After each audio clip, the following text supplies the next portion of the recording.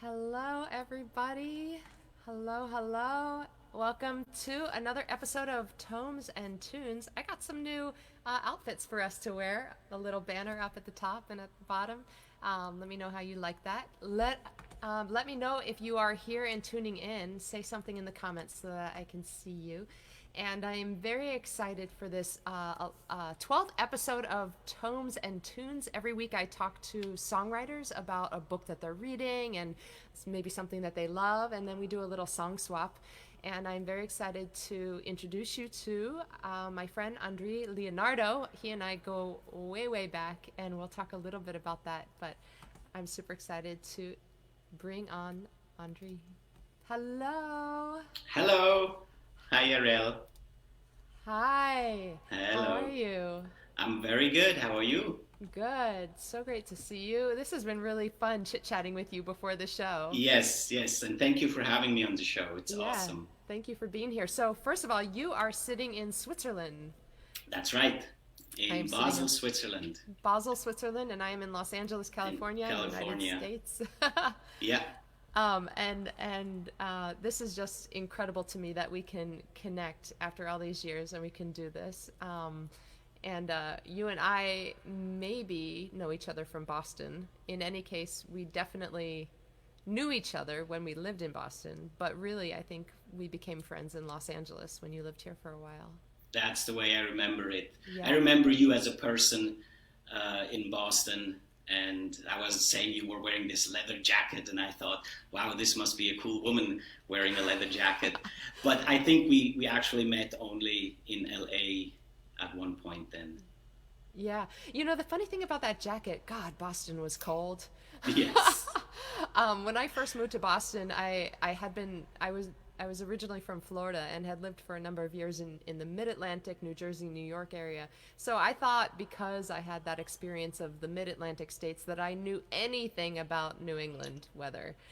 And so when I first moved to Boston, I got a jacket, of course. I mean, duh, it snows. And you know that jacket was suitable till about October. Yeah. And I just Yeah. started piling sweaters on underneath. And then the next year, I got a heavier jacket. And again, come like November, sweaters, everything, freezing all winter long. And winter doesn't end till May or something. That's So right. finally, I got that leather jacket that you're talking about, that motorcycle jacket. Um, and, still, what nobody tells you is when you're wearing a jacket in that kind of weather, if it rains, your butt gets really wet because it just drips off the back of the jacket. Yeah. You need something really long and Yeah.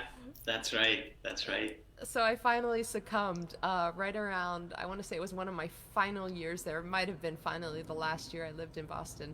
I got this, when I think of Alaska, this is the kind of jacket I think of. It's got like the faux fur trim, it's got this giant, like, Ewok hood. Yeah. You can zip it all the way up to your Up the nose. way. Yeah.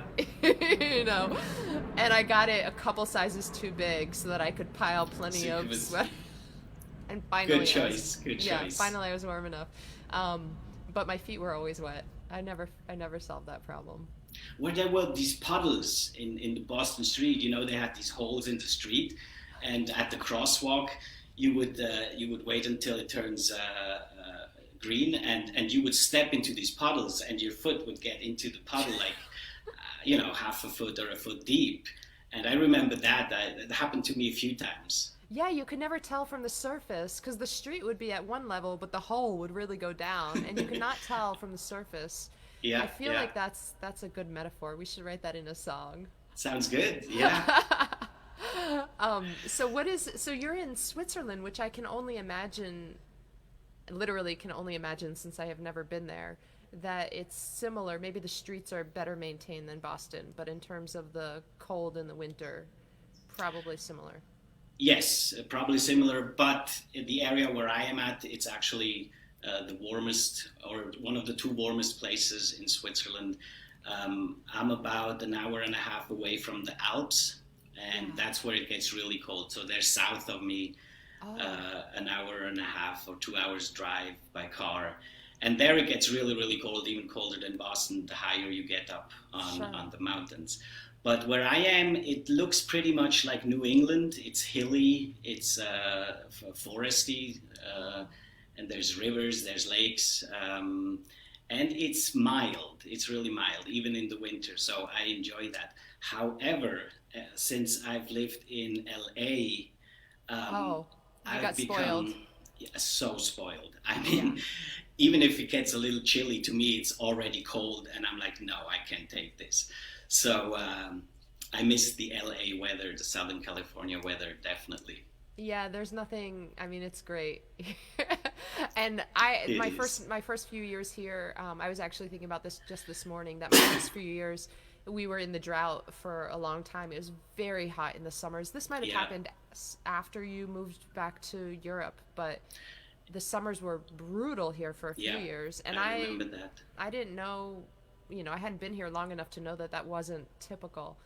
But this morning, it was actually quite chilly this morning. It was overcast, and I think that that cloud cover just it's nice and warm out now. But I think the cloud cover in the morning before it burns off just keeps everything temperate for the rest of the day. Hmm.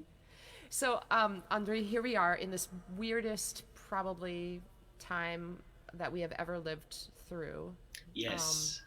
right? Like we have both of us, I'm sure, and maybe everybody listening, we've been through our own little dramas in our own lives. But this global experience of the multiple crises and everything, there's nothing like it in our lifetime. So, what was your life like in Basel before this happened? And then now, what does it look like? The big difference between before and now is really the live playing as a musician.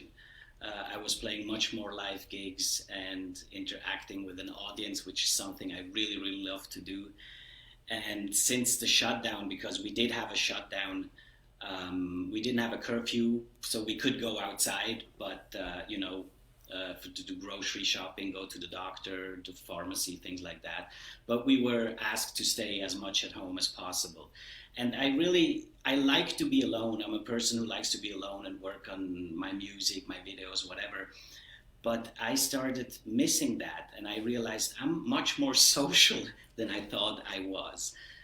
And just talking to people over Skype or on the phone or with the neighbors from a distance, it was weird. It was weird, and it was this feeling of insecurity. Where is this going to? Mm. How much worse is it gonna get, or how long is it gonna take until it gets better? Of course, after a while, you get used to it, but you're very careful. You're very careful. I mean, I do wear a mask when I go outside. When I go to places with crowded people on public transportation, it's mandatory to wear a mask right now. So I do follow these instructions because I think we're all in this together, and there's one spoiled apple that can one rotten apple that can spoil the whole lot. So um, I don't like it. I really don't like it, but it's something we have to go through, and hopefully it will find a cure against it, and it's going to get better Yeah. soon.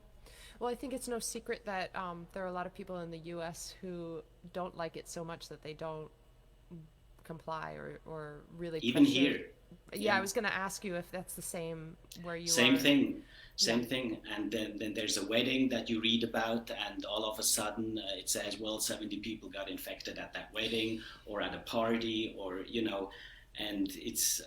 I understand. I don't want to do it either, but I also see the importance of it because we're global here. We're one community, if you want to. If it comes down to the virus, we're one community. There's no borders, No. so we should really play as a team together. There's something really lovely about that too, isn't there?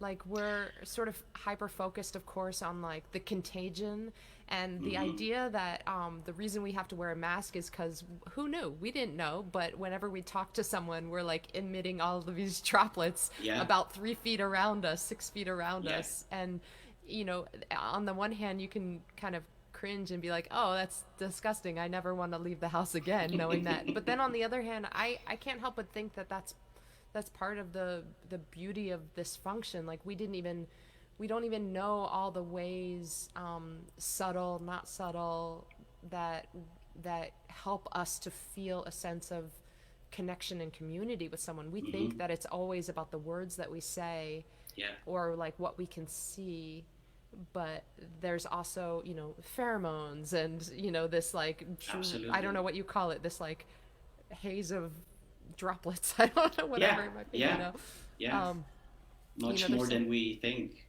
Much yeah. more than we think. I mean, I realized that too. That I saw a video. I don't know where.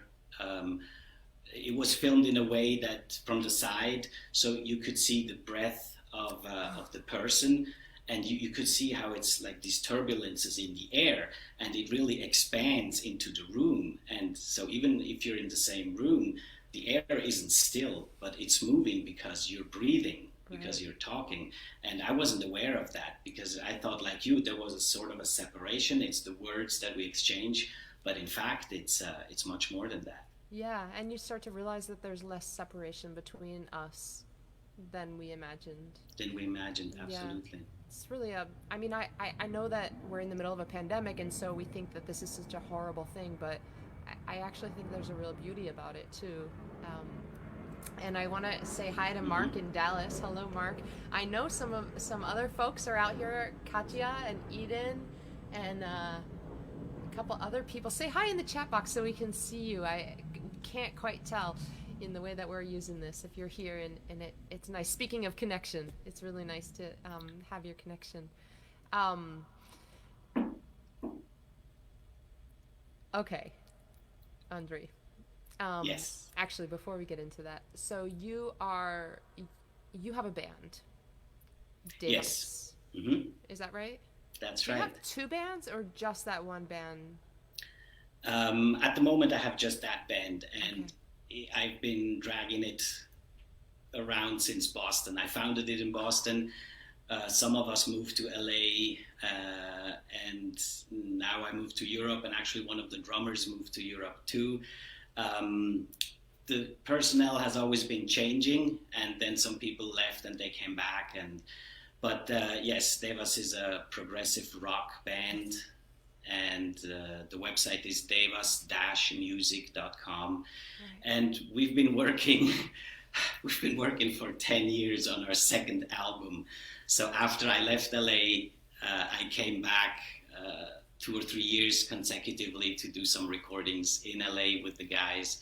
And one of the guitarists was actually in London at that point, and he came to LA too for the recording. And then it sat there. We did some overdubs at home, everybody, and it's, I don't know why, but it's been taking a really long time.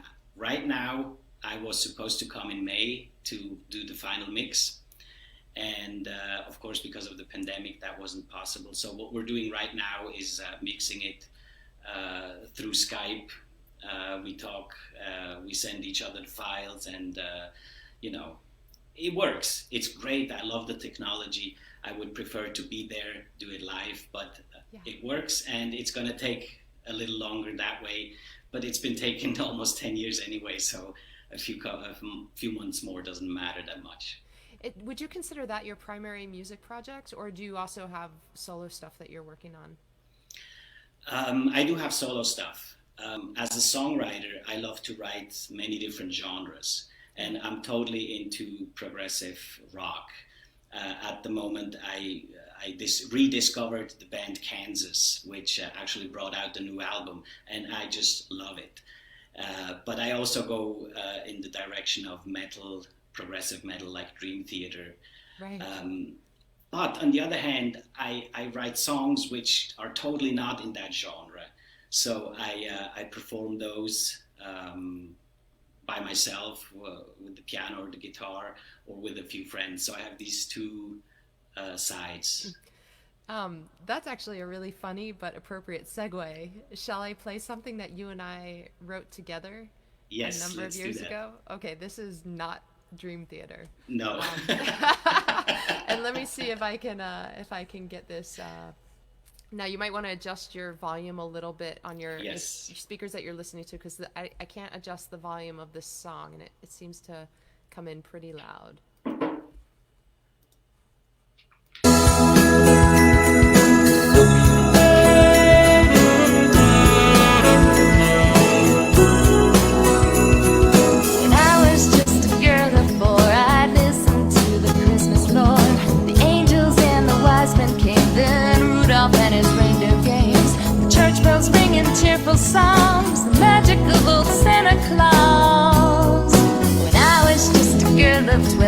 I'd listen to the Christmas bells, see the gifts below the tree, and think of all the ones for me.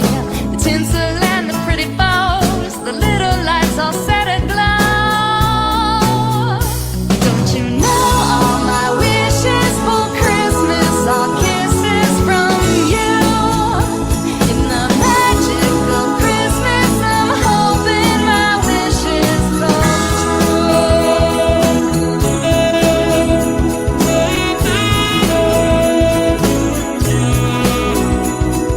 I used to wish for pretty things like unicorns and angel wings, a gentle frost upon the ground, and Christmas carols all around. But now there's just one thing I need when we're all gathered Christmas Eve. Don't you know all my wishes for Christmas are kisses from you? In the magic of Christmas, I'm hoping my wishes come true. I want you to catch my eyes aglimmer as the snowflakes shine and shimmer. We won't even feel the cold under the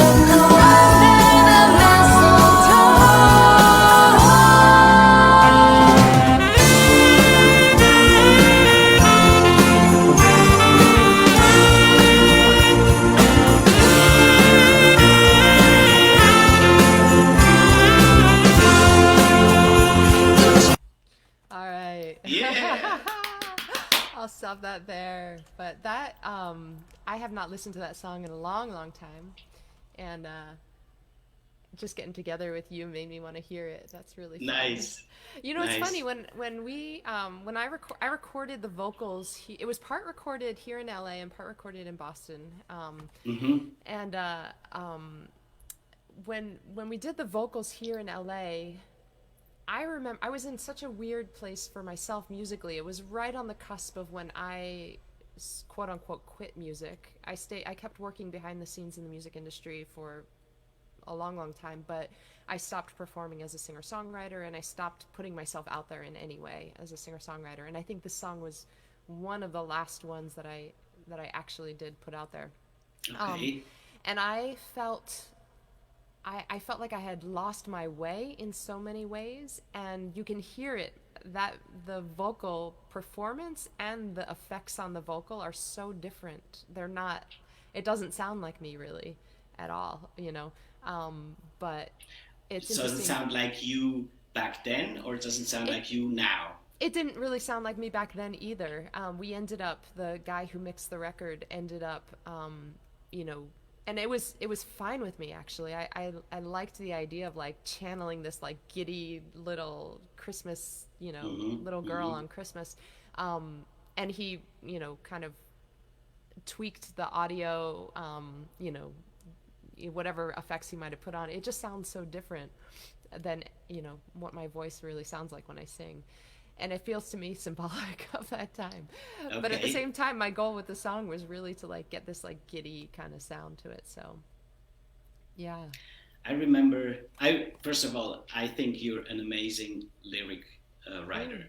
I always loved the way you can construct sentences. I really, really do. And I remember you coming over to my place, I think, with the finished lyric and melody, and then I would put the chords around it. And I was so amazed by those lyrics. And I remember that we were talking about the reindeers and the names. I think Blitzer, because Blitz in German is a flash, and Donner is a thunder. And I remember that we were talking about that and finding out why these reindeers do have these names. But it was a really cool time and a really great collaboration with you, absolutely. Oh my gosh, I forgot about that conversation. And by the way, P.S., you are multilingual. You speak obviously English, also Italian, also German, also French. Yes. Does that cover that's it? it. That's it. Yeah. Have you written music in all of those languages? No. My mom is Italian, my dad is Swiss. So with my dad, I speak German. With my mom, I speak Italian still today. And when I did not speak English yet, I actually wrote in Italian because it came more naturally and it was more poetic to me. I don't think I've ever written a song in German. I'm not sure, but I don't remember any. And French was never a language, you know, you learn it in school and I can speak it somewhat, I can make myself understood, but I never wrote anything in French either. So it's always been Italian, and once I learned English, it became English. And the funny thing is my mom always said, you should write a song in Italian again, you know, after years of writing in English. And once in a while I do still write a song in Italian. Huh. You've got my little wheels spinning. I never thought that I would. I never gave a thought, you know, in terms of, oh, I like this language or I don't like that language. But I was surprised to find I was in Germany many years ago, and I was surprised to. I knew that English itself was sort of a Germanic and Latin combination, plus it draws words from many other languages, but it wasn't until I got to Germany that, number one, I really understood the connection between English and German, and also found that I felt like I had an affinity toward the German language. And my family, as Jews, they had moved around a lot, but they were from, I mean, if the Germans had considered them German, they would have been considered German. And then also, I had family from the Netherlands as well, and then further east, Eastern Europe. And I don't know if it was in part because of my family background or something, but when I went to Germany, I just remember like reading all the signs on the street and in the stores and wanting, like I had never wanted before, to learn the language. And French had been the language that I had studied for a long time, but I don't speak it, not fluently anyway. I can read it. If you don't practice it, and here's a nice thing about Basel.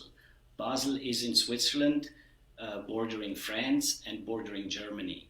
So the same night you can go have dinner in France, go to a club in Germany, and come back to Switzerland for the night. And you get to hear these languages. So it's, you know, or on TV, you get all these many channels with all these different languages. And, you know, you watch Back to the Future in Italian. Why not? I mean, why not? So you can hear it, you know, you get trained very often.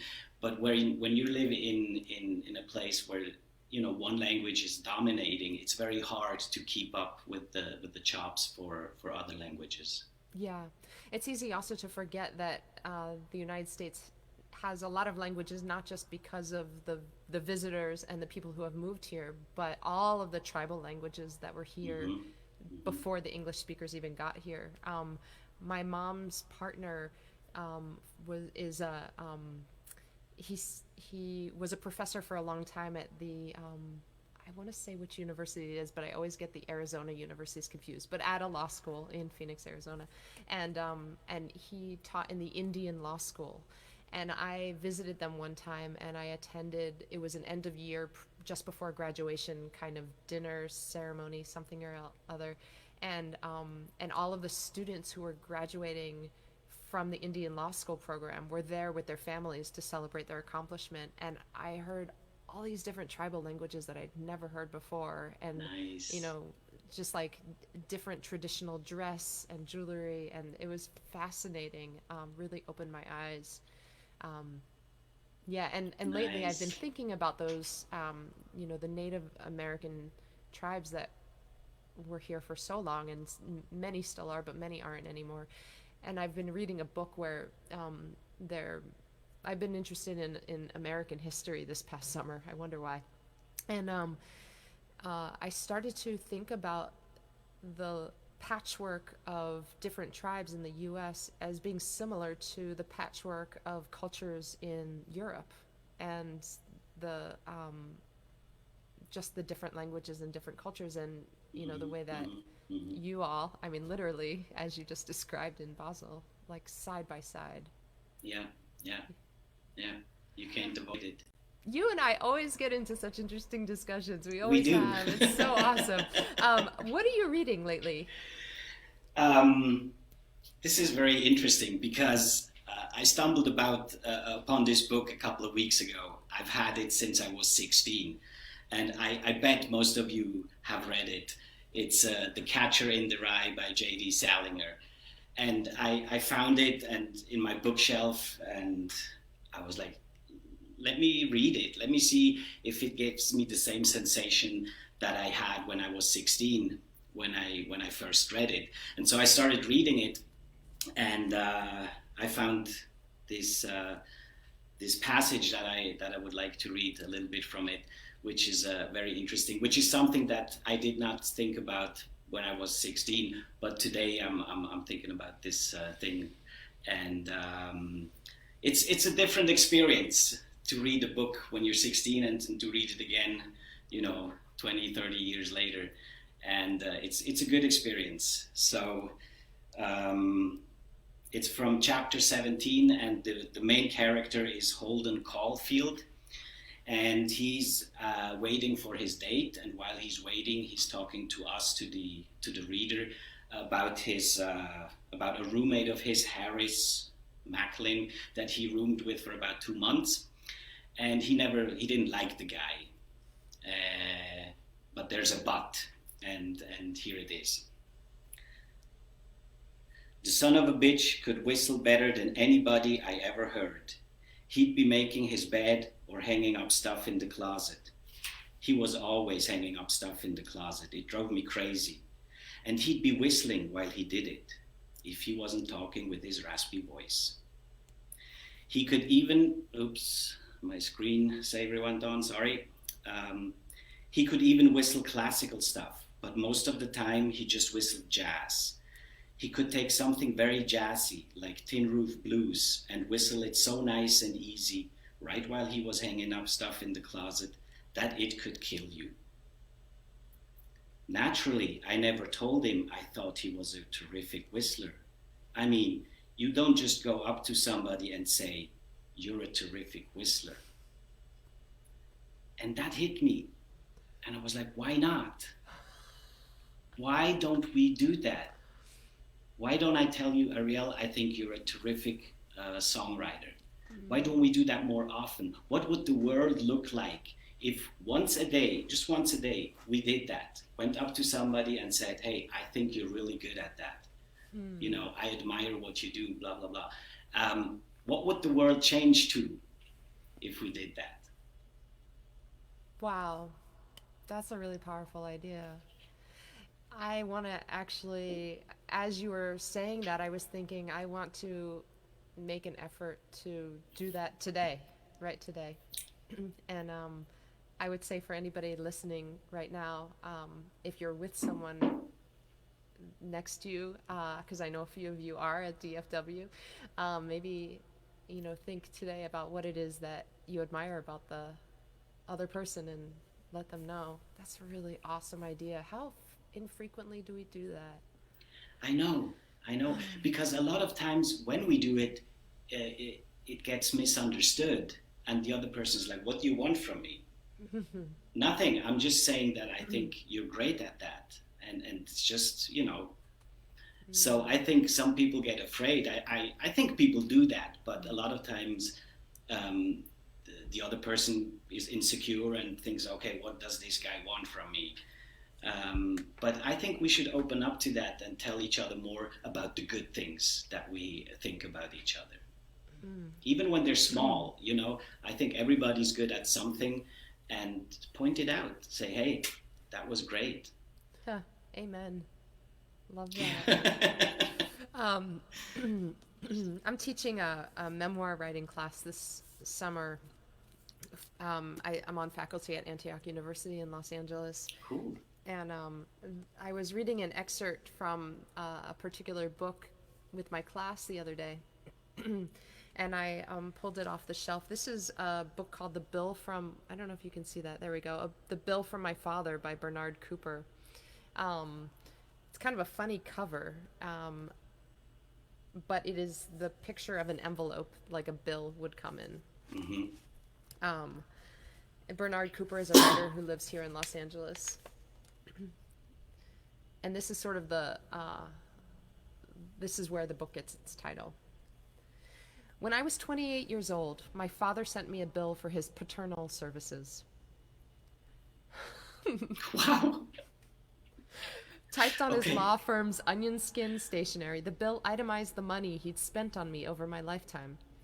Since he hadn't kept tabs on the exact amounts he doled out over the years, expenditures were rounded off to the nearest dollar and labeled food, clothing, tuition, and incidentals. Beneath the tally, in the firm but detached language common to his profession, he demanded that I pay him back. The total was somewhere in the neighborhood of $2 million. I remember being impressed by the amount, though this may have been a defense that allowed me to feel more worthy than worthless. What an expensive life I'd lived. I was shocked and insulted too, of course, not only because my father had made such a calculation, but because my life could be added up or reduced to a single figure. To see your existence in the form of a bill gives all your loves and fears and struggles about as much poignancy as a check for a cup of coffee. The bill was a Proustian experience in reverse. One glance and the bygone extravagance it allowed me to recapture was purely quantitative, a bunch of numbers that yielded little in the way of memories. I saw my life as a mathematical problem whose constituent parts, clothes, $72,000, for example, brought to mind not a soft yellow shirt from my boyhood, but a warehouse crammed with shirts and pants and jackets past. I think that, I'll read one more paragraph. The millions of dollars I supposedly owed my father didn't strike me as a specific sum so much as an abstract, unpayable enormity, especially given the amount then in my checking account. The salary I earned as an adjunct teacher was nothing compared to this Everest of debt. No bar graph or pie chart or table of weights and measures could have better illustrated the fact that I earned a pittance. In short, the bill was having the effect my father had probably intended. Wow. Wow. That's What an that's idea, right? tough. Yeah. Is that autobiographical or is it Yeah, fictional? it's a memoir. It's a Okay. memoir. Wow. And it's in this book he's trying to understand his relationship with his father. He's trying to grapple with it, and his father is towards the end of his life, and so he's trying to find the connection and understand the disconnection that they have. Yeah. But that's tough. Imagine receiving a bill from your parents. Kind of summarizing your worth, Absolutely. or their expense, to have you, any of our relationships for that matter. Yeah. Of course, in the upbringing of children, there's money involved, and it's a lot of money. And most people say, well, I did it for love, On the other hand, I think there should be an appreciation from young adults that their parents really did go through a lot of effort and financial distress maybe to bring you up and give you an education and buy you clothes and, whatever. On the other hand, the way this father did it is it's kind of a punch in your face. It's like, son, you owe me $2 million, Yeah. It's it's hurtful. I can see both sides, but the way he did it, it's hurtful. It also sort of negates what the father got from the son. What value did he get from him? Yeah. So yeah, interesting idea, right? Wow. Yeah. Yeah. First sentence just boom hit me right there. So with that, how about we move into the musical portion of the programming? Do you remember Tony DiMedo? I do remember Tony. Yeah, He's a film and Berkeley TV guy. Yeah, and film and yes, TV and composer. there was this songwriting circle, or is this songwriting circle that's still going on today, from Bruce Garnett, from ex-Berkeley students and other songwriters. And Tony once said that, you always present the song that you're working on and everybody else is commenting it, and then you go back home and you work more on it. And one time Tony came and he played this song, and before he played it, he said, "This is, all my life I've been wanting to do one thing. This is to write my first song, or rewrite my first song. I've been trying so hard to express what I feel for this girl." I think it was about a love song, and all my life I've been doing nothing else but trying to rewrite this song to make it better. And being half Italian, there's some romantic part in me, which when I had a girlfriend, I always wrote 1 or 2 songs for her. And of course, after a few years, it became more difficult to write better and better songs, and because the new girlfriend, she was the new love. And so what I would like to play for you is my latest attempt to write a love song, hoping that I topped all the other love songs that I've written so far. So this is your most recent attempt to rewrite the first song that you ever wrote. For a girl, yes. For a girl. Yes. What a cool idea. And now that you mention all of that, I feel like we must have met through Bruce Garnett's When I Moved to LA, now that you've recounted all that. Probably we did, yes. Yeah. Yes. All right. Looking forward Well, to this I'm certainly very glad that I did meet you. Yeah, likewise. And that we're still friends after all these years.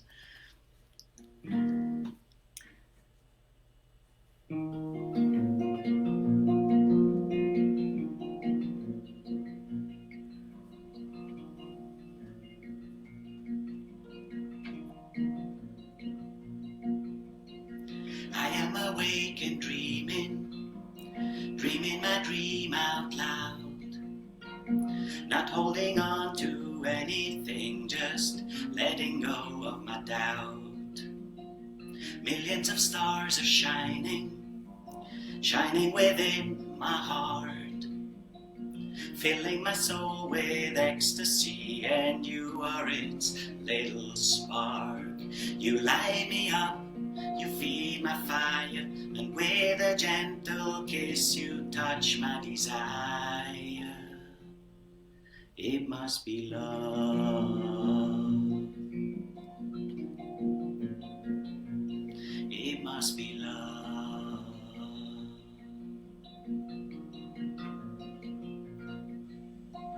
Now that you got me burning, turning my world around, showing me how to spread my wings, I'm dreaming the dream I found. Because you light me up, you feed my fire, and with a gentle kiss you touch my desire. It must be love. It must be love.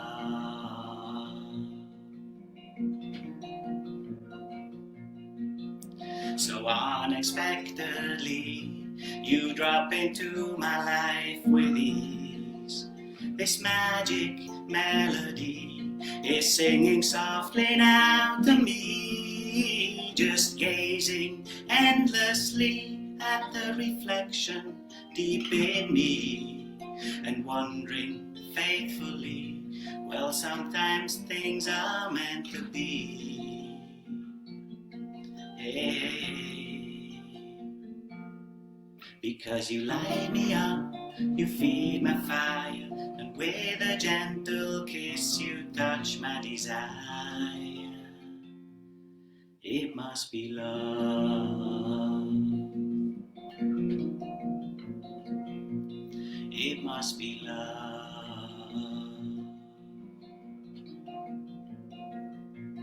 It must be love.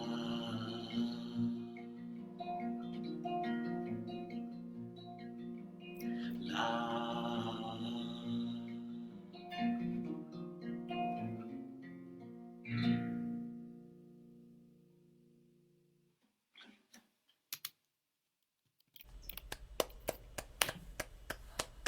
Thank you. What a lovely song, Andri.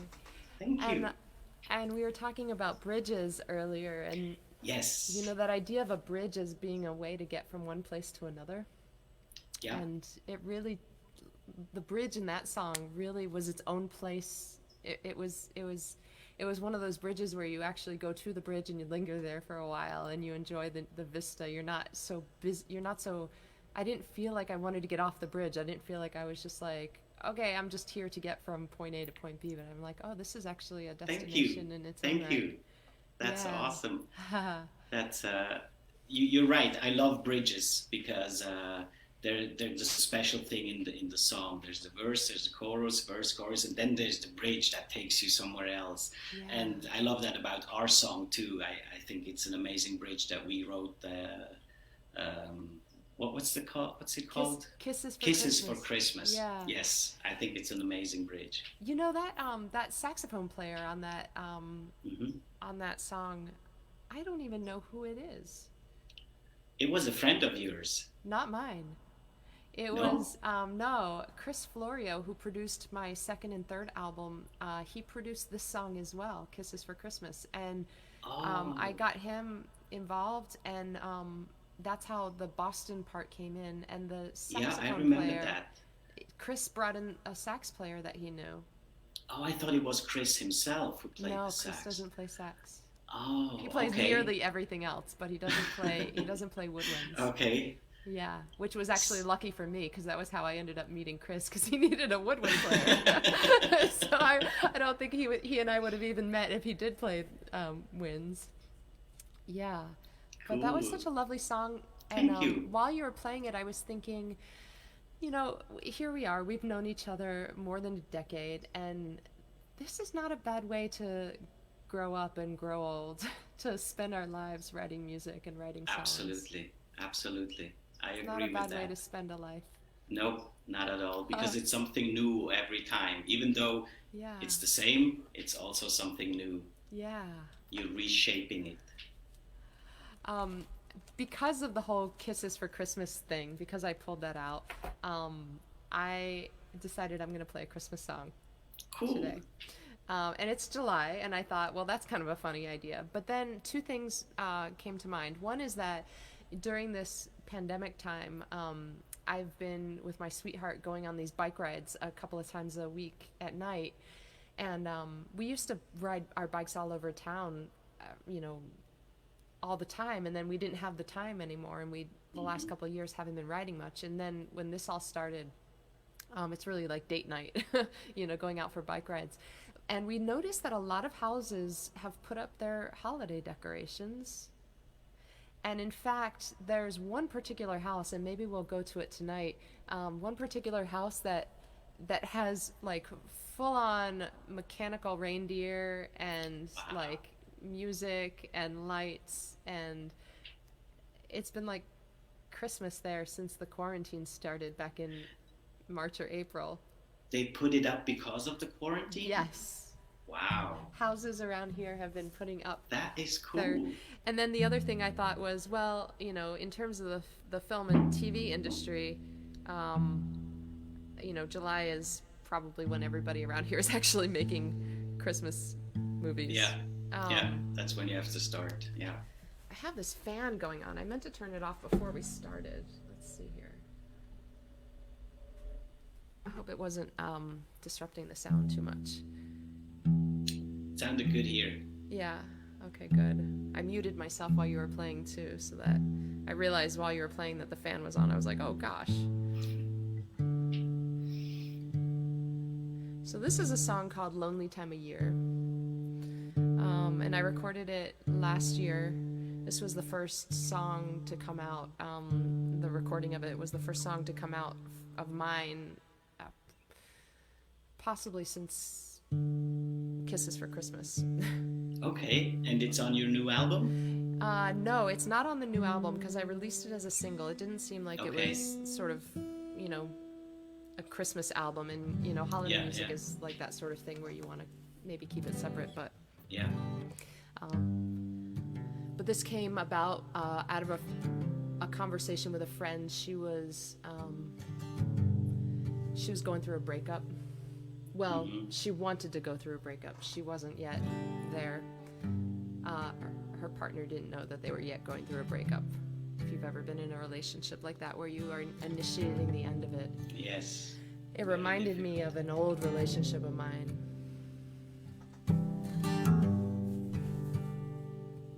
I haven't played this, by the way, since holiday season, so we'll see how it goes. Cool.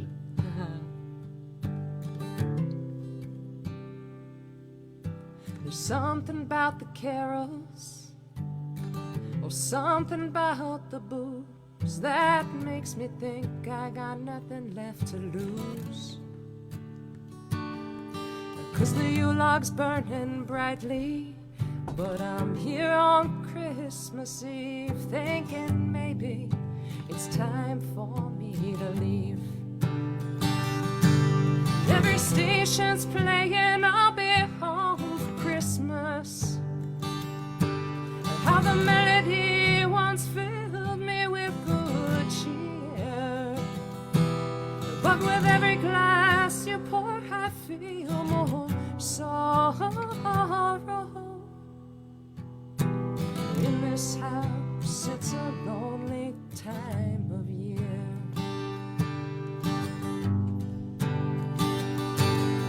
I hung up borrowed stockings on a hook above the hearth, wishing the year would end with a fresh start. But there's tinsel on my suitcase, I hear the mistletoe. Well, maybe it's time for me to go. Every station's playing I'll Be Home for Christmas. How the melody once filled me with good cheer, but with every glass you pour I feel more sorrow. In this house it's a lonely time of year. It's an icy two-lane blacktop, my wallet short on cash.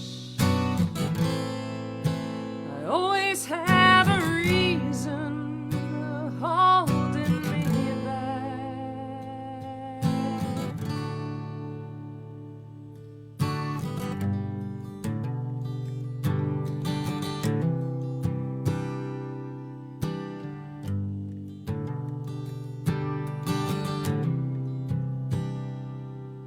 While the snow falls like confetti, I'm weeping on the tree, 'cause the truth is I'm longing to be free.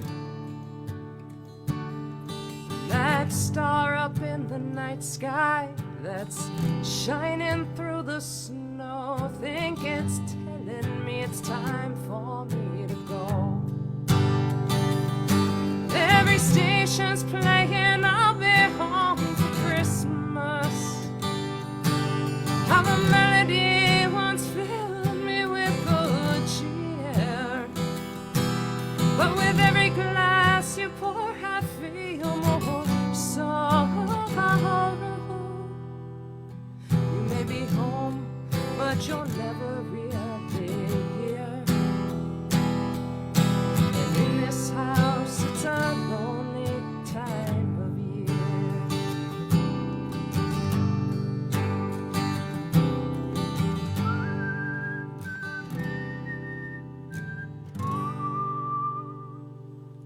Yeah. Awesome. I love it. I love it. So that's Christmas in Great July. song. Yeah, it's a great song. I love the melody. It's really pretty. And there was this one line. I think it was the beginning of the second verse. I forget. I was trying to memorize it, but the second verse starts, I hung up our old stockings from a hook above the hearth, wishing the year would end with a fresh start. I think this is the part that you like, though. There's tinsel on my suitcase. I love hid it. the mistletoe. I felt like you would like that line somehow. I love it. I love it, really. Absolutely, I do. We should write another song together, you know? Let's do Christmas songs. Let's do Christmas songs. Absolutely. I love Christmas songs. And And let's you know write what? it in all the languages too. Sounds good. Sounds good. You said it was a breakup song around Christmas, right? I just want to throw this in. It's something that amazes me as a songwriter. There's this song, and everybody knows it, by Wham, called Last Christmas. That's right. Yeah. Right? Yeah. Last Christmas, I gave you my heart, and the very next day, you gave it away. Yeah. It's been played every Christmas all hate that over the song. world. Oh, I shouldn't have said know, that. I know. It's Drives me okay, it's crazy. okay, it's okay. But it's not a Christmas song. It's a breakup song. You know, he's talking about, I gave you my heart, and it happened to be Yes. last Christmas. It could have been Easter. It could have been 4th of July, but it happened to be Christmas. And that turned it into a Christmas song. And everybody, and every Christmas, everywhere, in the elevators, in the restaurants, wherever, that song is being played. And it's not even a Christmas song. I know. It's just a time Well, indication. Setting is everything with Christmas songs. Yeah. You know, Yeah. if it's set during Christmas, you It's know, automatically. there's a it's not a songwriter, it's a book writer, Vivian Gornick. She has a writing craft book called The Situation and the Story, and she makes a distinction between the situation and the story. And what you're talking about is the situation is Christmas, Yeah. but the story is a breakup. Yeah. Right? Yeah. Yeah, totally. Absolutely. So let's write another Christmas song. Let's do it. Yay.